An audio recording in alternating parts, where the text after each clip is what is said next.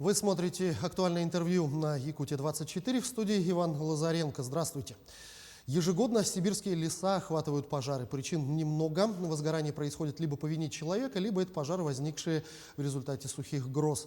Многие ученые уверены, что динамика роста количества лесных пожаров напрямую связана с глобальным потеплением климата. Так ли это на самом деле? Об этом поговорим с нашим экспертом в области климатологии Никитой Тананаевым, кандидатом географических наук, ведущим научным сотрудником Института мерзлотоведения имени Мельникова Сибирского отделения Российской академии наук. Никита Иванович, я вас приветствую. Здравствуйте. Да, здравствуйте. Скажите, действительно ли рост количества природных пожаров зависит от глобальных изменений климата? Действительно, изменения климата напрямую связаны с вероятностью возникновения лесных пожаров. Сложно сказать, насколько они определяют именно площадь горения, да, или саму суровость, жестокость этого лесного пожара. Но именно вероятность в данном случае очень сильно возрастает. Основной фактор, конечно, чисто температурный. То есть повышается температура воздуха, леса становятся суше, и это именно увеличивает вероятность возникновения лесного пожара.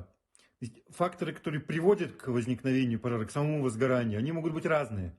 Это может быть человеческий фактор, это может быть сочетание каких-то природных факторов. Суть именно в вероятности. И с увеличением температуры воздуха эта вероятность возрастает. И второй момент, который мы хорошо знаем по научной литературе, по публикациям, это то, что для пожаров характерно так называемое пороговое поведение. То есть есть какой-то показатель, при превышении которого горимость возрастает не просто пропорционально, а в разы. И для лесов Аляски такой показатель – это температура июля, средняя за месяц. И вот при превышении определенного показателя горимость возрастает сразу в несколько раз. Скорее всего, для лесов Якутии правило то же самое. Возможно, это не температура июля, какой-то другой фактор, но суть остается той же самой. То есть при превышении какого-то порогового значения горимость возрастает многократно. И, скорее всего, именно вот такие эпизоды мы сейчас наблюдаем. Вот такой вопрос. Жители нашего региона все чаще наблюдают аномальные явления природы. Это снегопады в летний период или резкое потепление зимой. Это последствия продолжающихся изменений климата или это случайные явления? Конечно, мы называем аномальными такие климатические явления, как снег, выпадающий летом, как какое-то резкое потепление, как лесные пожары. Аномалия – это все, чему на нашей памяти мы не можем найти аналогии. Мы не можем вспомнить, что когда-то такое было раньше. Вот. И все, что из этого привычного хода выбивается, мы называем аномалией. Но на самом деле это не совсем так. Я часто говорю, что система климата, она настолько сложная, что то есть это очень вероятностный процесс. Вероятность того, что случится какое-то очень редкое событие, она очень маленькая, но она не нулевая. И природа как бы бросает эти вот кости или карты выбрасывает. Вероятность, что сложится та или иная комбинация, сама по себе очень небольшая. Но иногда случается. Тогда мы называем это аномалией. Во многом частота аномальных явлений действительно определяется климатическими изменениями, но мы не знаем, в какой степени. И не можем сказать пока. Мы предполагаем, что частота многих неблагоприятных явлений увеличится. Например, это касается наводнений. Это также касается лесных пожаров. Но какие конкретно механизмы в данном случае задействованы, мы не можем сказать. Что касается снега летом, да, то это просто признак климатической системы, которая находится в дисбалансе, которая каким-то образом нарушена, разболтана. Она пытается найти новое стабильное состояние. И в этом поиске иногда вот случаются такие очень непривычные события. Но это происходит довольно редко. Скажите, как это может отразиться на общей климатической картине мира? Да, конечно, лес в климатической картине мира играет огромное значение. И это значение очень сложно переоценить. Для нас сейчас в том разрезе, который касается актуальной сегодняшней темы изменения климата, да, лес – это большой и основной, даже я бы сказал, наряду с мировым океаном, поглотитель парниковых газов, углекислого газа в первую очередь. В такой роли мы хорошо его знаем. Соответственно, площадь, пройденная пожаром, она эту углекислый газ больше поглощать не может, да, поскольку там просто нету леса. Вот. И таким образом меньше поглощенного углекислого газа, больше парниковый эффект. Есть другие компенсаторные механизмы, да, которые как бы восстанавливают равновесие в этой системе. Например, при пожаре выделяются аэрозоли, ну, то есть фактически это дым, который попадает в атмосферу. Этот дым, он, в отличие от парниковых газов, не поглощает солнечное тепло, а отражает его. Вот. Таким образом, примерно так же, как вулканы выбросами вулканического пепла охлаждают планету, точно так же крупные пожары тоже способны до какой-то степени вносить охлаждающий эффект. Но вопрос только в том, сколько леса должно сгореть, чтобы этот эффект был значительным. И сколько углекислого газа потом не сможет поглотиться этим лесом из-за пожара. То есть вопрос в том, насколько эти два компонента находятся в балансе. И пока тоже, ну, как видите, у науки не на все есть ответы, и особенно это касается лесов, которые очень слабо изучены, несмотря ни на что.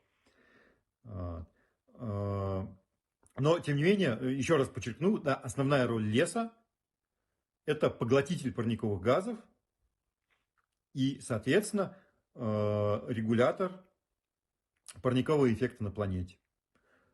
А вот почему некоторые ученые считают, что леса не всегда являются легкими планеты? Ну, я не слышал ни от кого, чтобы кто-то утверждал в открытую, что леса нельзя считать легкими планеты. Они, безусловно, легкие, они так и работают. Может быть, конечно, выражение фигуральное, и у леса, кроме функции переработки углекислого газа в кислород, есть и другие функции, гидрологические, климатические, перераспределяющие влагу, отражающие тепло. Но однозначно, если мы говорим о том, что является ли лес поглотителем углекислого газа или нет, конечно, он его поглощает. Вопрос в том, что в современных расчетах поглощающей способности лесов учитываются не все леса, а культивированные, ну, условно называется это так, это леса, за которыми осуществляется уход. Вот. И если будем сравнивать площадь таких лесов в России с, например, Германией или Финляндией, то окажется, что в России именно площадь культивируемых лесов, или обслуживаемых лесов еще говорят, она намного меньше. Вот. Все остальное, все, что не обслуживается, оно и не учитывается. Это в том, что касается поглотительной способности леса. Вот. То есть ее можно оценивать по-разному, исходя из того, значит, как мы учитываем поглощение парниковых газов. Но поглощающая роль, она однозначно и бесспорна. А вот как лесные пожары влияют на состояние рек региона? Да, конечно, я тут уже сказал, не только поглощающая функция лесов важны и другие функции лесов. В Якутии, это очень важно подчеркнуть, значит, кроме поглощения углекислого газа, леса играют две роли и как бы выполняют две функции, если так можно сказать. И важная функция якутского леса – это функция гидрологическая. Ну, кроме Якутии, безусловно, эти слова можно отнести к любым арктическим территориям. То есть на открытых пространствах и в лесах по-разному перераспределяются насадки между сезонами. Лес в целом задерживает снег, да, поэтому он дольше сохраняется влажным. Соответственно, большую часть влаги он просто исключает из оборота. Но и это вторая часть гидрологической и отчасти мерзлотной функции лесов. Леса играют защитную роль для мерзлоты. И особенно для мерзлоты высокольдистой, такой, как мерзлота Центральной Якутии. Если вы посмотрите внимательно на космические снимки Центральной Якутии, неважно даже, причем какого района, вы увидите, что основные признаки деградации мерзлоты, ее разрушения, ее таяния, да, то, что мы называем беллары, такие кочки, между которыми вытаял лед. Да? Вот. Эти беллары по берегам озер, они всегда приурочены к безлесным пространствам. И последовательность событий, она как раз именно такая.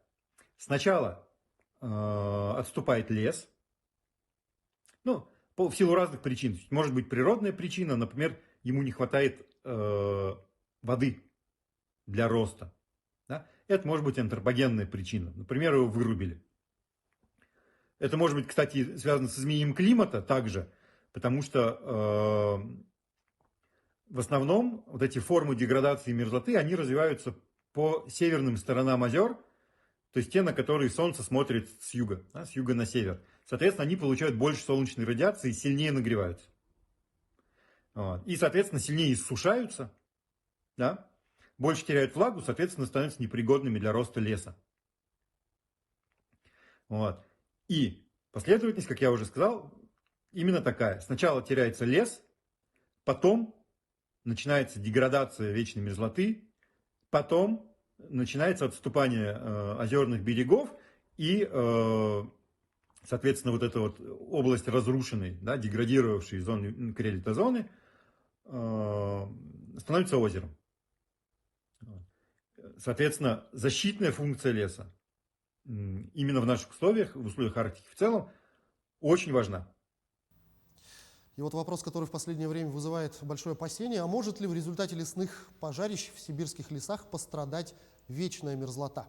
Конечно, и именно в этом смысле и подчеркивается связь между вечной мерзлотой, лесами и пожарами. Пожары очень сильно меняют характеристику поверхности Земли. Да? Термически, чисто. Пожар – это выделение огромного количества тепла. Естественно, мерзлота деградирует под пожарищами. Слой сезонного протаивания увеличивается в мощности на 20, 30, 40 сантиметров.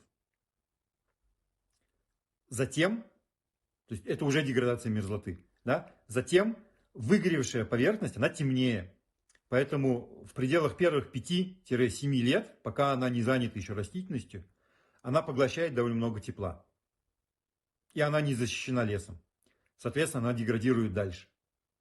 То есть вот эти все лесные пожары, свидетелями которых мы сейчас являемся, да, они в том числе приводят к деградации вечной мерзлоты.